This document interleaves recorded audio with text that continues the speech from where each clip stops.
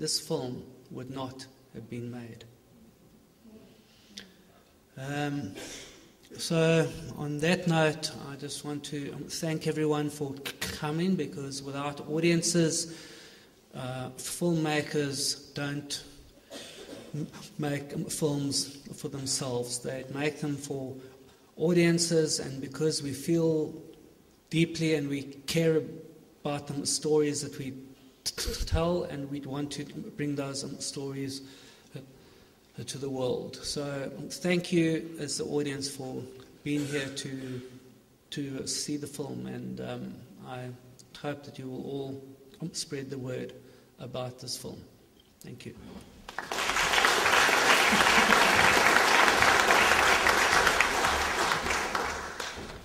Thank you, David. I'd like to ask Peggy Kalata to please come and address the audience for just a few minutes.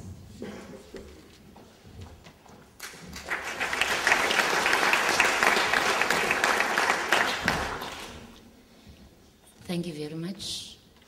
Mfundisi wami le nto endizayithetha ndizayicela uxola phaa kuwe, ngoba ke u-Fort abantu abasazi isiXhosa ebeyimfusi yam. Imfusi ke ngumntana oza emva kwamawele, ndiliwele mna. Laduda ke iwele lam, u-Fort imfusi yam wasethatha loo ndawo ke. Andizoba saya ke ubalisa uba iyaba yenye ifilimu kwayona yodwa leyo. Ndibulela nje imini namhlanje, kodwa into endifuna uyitsho yoba ndihamba inkonzo. Sorry, don't you want us to translate for you? No, thanks, Costa. Thank you very much. Enkonzweni kuthiwa masixolele, were bombarded, talk to about forgiveness. Mfundisi wami, I am prepared to forgive if I know whom am I forgiving. Throughout this film, I was hoping at the end I will get somebody who said, yes, I did it. Then I can be able to forgive that person. I can't forgive a faceless person. I can't forgive into endingayaziyo. Ndiphelela ndizixolela mna uba baxolele bawo kuba abayazi into abayenzayo.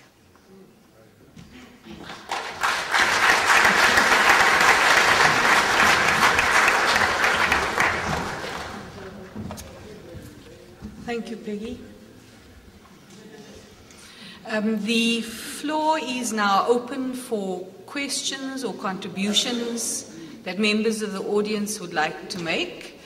You may ask questions of the panelists, given their various roles, or you might want to make a contribution that speaks to what you have seen, what you are thinking about this time, this period, and what it has led to for our future.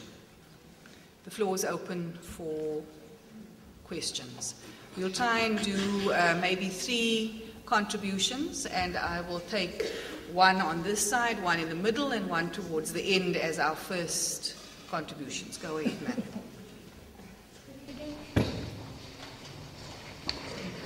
Good evening, ladies and gentlemen. My name is Lushan Chak, and I'm currently a student teacher.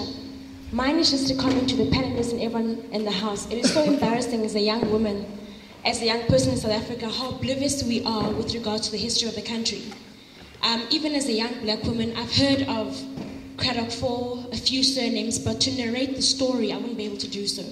So I think the challenge now for us as young teachers is to take films like Craddock 4 and to introduce it to the syllabus.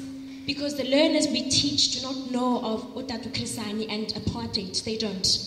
And for you as an educator, young educator, it becomes so difficult to mitigate the couple of years that they do not have. So I'd like to thank the filmmaker for making such and to take the challenge forward, to narrate the story, but at school level, because that is where the challenge is. Thank you.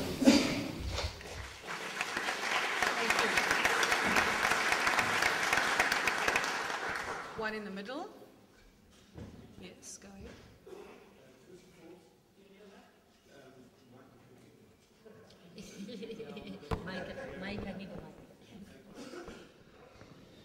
Could you identify? There we go. Am I in? Right. Mr. Forbes, is there any footage, video footage, available from the Truth and Reconciliation Commission on the amnesty hearings of the security policemen that you listed this evening? And if so, how much footage is available and where could one get it? Or get access to it? Okay. Thank you. And then Michael at the back. One of the three gentlemen, they all had their hands up. They can choose who gets the mic. Thank you.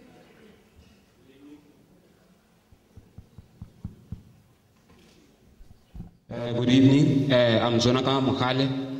I just want to say that, just as Derek Swartz has said, when I was watching the clips, it was like I was watching something that was shot yesterday, because those are the same conditions that I go back to in my rural areas. Nothing has changed. Our education system has not changed, in fact. Our education system is still divisible by two. It's characterized by race, characterized by classes. We've got an education system for the white and the middle class. And we've got an education system for the lower class and the poor. So I feel that what they were fighting for, the Cradoock for, I'm still not reaping the benefits of.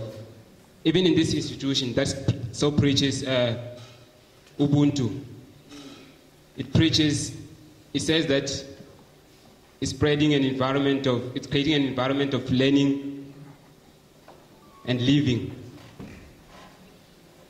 Whilst in the cafeteria, I'm staying on campus, we're being charged exorbitant prices. The institution is doing nothing about that. We buy our food items at almost double the prices that you could go and buy at Pick and Pay, which is one of the most expensive retailers. But it so claims to be creating an environment of living and learning. So I asked myself, I'm staying at Res. It takes 8 hours for me to dry my clothes. I have to select a day that I don't have to go to class for me to do my laundry. I have to have a laundry day. Another thing, the language. We've got 11 languages. So I would appreciate it if we don't suppress our languages. Let's use any language that we're free. So I would like Mr. Derek Swartz to address me about the issue of education. And education is supposed to serve two purposes. It must help you how to live in your community or how to change your community. This education system does neither of those two. It teaches me how to integrate into other people's society. It doesn't teach me how to change my society or how to live in my society. So, in 1972, one young man asked this question, and I'm going to ask it again today. He asked, shall we ever get a fair deal in this land?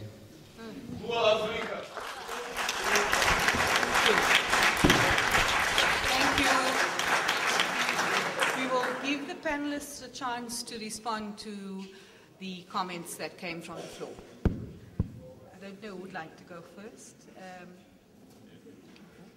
David, maybe the question about the amnesty? Yeah, as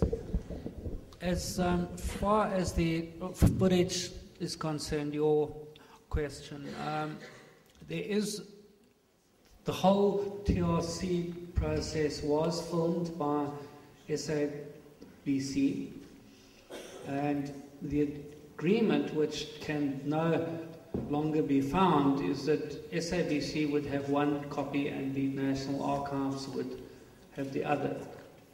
So all of that footage exists at both the SABC and the National Archives. The difference being that SABC will charge you for that footage, that you can get the same footage at the National Archives for free. But I think there are also big problems with trying to get hold of that footage, and I didn't want to do a film on the TRC. My film was on the men, and who they were and what they represented and what we've lost. SABC, for instance, wanted to charge me 7,000 euros per minute for footage of the funeral. And I said, well, you know, I'm just a poor South African documentary filmmaker, like making this film with my own funds. So I will find the footage elsewhere, which I did. And yeah, but that just gives you an indication of how some people are trying to sort of profit from our painful history. And you know, you can actually find it at the National Archives, although you may have to bring your own Beta SP machine to play it on and record onto something else, and you may have to, like I did, you may have to fight a court case to get access to the records, to public records. So good luck. But you know, if you need information, I can help you on that. Thank you.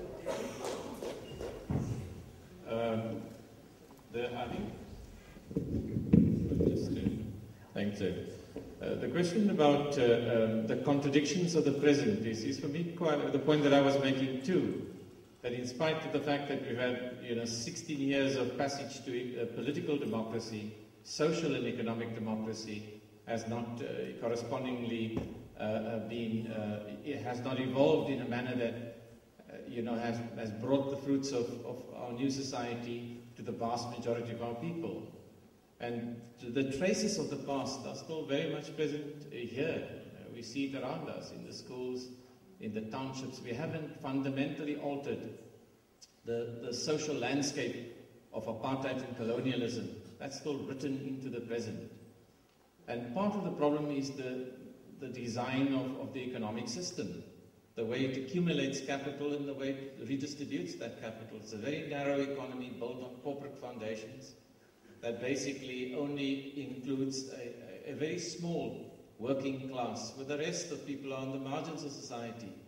Institutions like this, newspapers, clinics, all of us reflect those contradictions in one way or another. We can mitigate the contradiction, but we cannot fully transcend it, because it's to do with basically the structure of the economy, its dynamics, the way it functions, that reproduces the sort of inequalities that I think Comrade Goniwe and others had spoken about, in fact, in the film as well.